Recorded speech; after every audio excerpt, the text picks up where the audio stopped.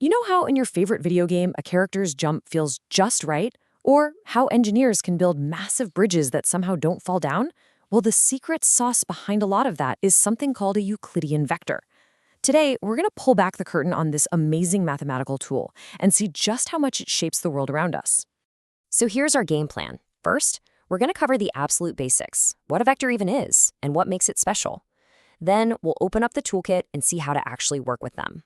After that, we'll put all that theory into practice with a few solid examples, and I'll even point out some common traps to watch out for. And finally, we'll connect it all back to the real world, from the phone in your pocket to the games you play. All right, so what's the big deal about vectors anyway? See, most of the numbers we're used to just tell us how much of something there is. But vectors do more. They add this whole new crucial layer of information. Let's dig in and see exactly what that means. Okay, this slide just lays it out perfectly. Over on the left, we've got scalars. These are the simple numbers you know and love. It's 75 degrees. You're going 50 miles per hour, a number that tells you how much. But look to the right. That's where vectors come in. They have both a how much and a which way. It's not just 50 miles per hour, it's 50 miles per hour north. That's velocity. It's not just pushing a box, it's pushing a box forward. That's force. That little bit of directional information changes everything. And here is the official golden rule. A vector has to have both of these things: magnitude, which is just a fancy word for its size or length, and direction. It's a package deal. You can't have one without the other. If you take away the direction, you're just left with a boring old scalar. Remember this, because everything we do from here on out is built on this one idea. All right, concept, check. But now, how do we actually, do math with these things? For that, we need to open up the vector toolkit. Let's see how we describe them, how we measure them, and how we use them. Now, this notation might look a little funny at first, but it's actually super simple and powerful. Think of it like a set of instructions on a treasure map. The first number, A, tells you how many steps to take left or right. The second number, B, tells you how many steps to take up or down. That's it. And pay attention to those pointy brackets. That's our special symbol that shouts, hey, this is a vector, not just a point on a graph. Okay, so we've got our instructions for getting to the treasure. But how far away is it in a straight line? That's what magnitude is. It's the vector's length. And if this formula is giving you a little bit of déjà vu, well, it absolutely should. And there it is, the aha moment. This isn't some scary new formula they just made up. It's our old friend, the Pythagorean theorem, just wearing a new hat. Think about it. The horizontal part, A, is one side of a right triangle.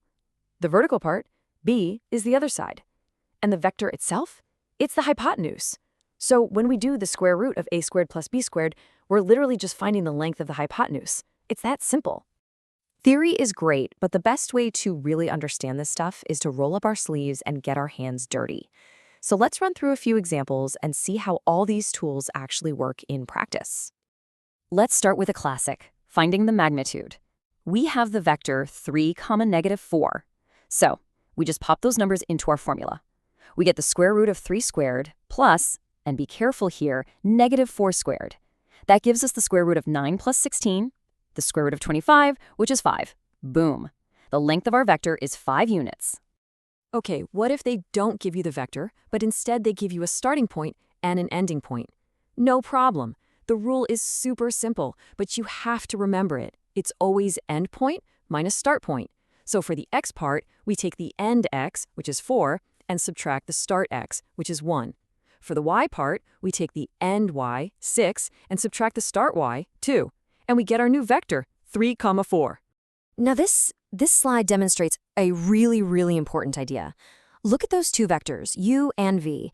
They start in completely different places, right?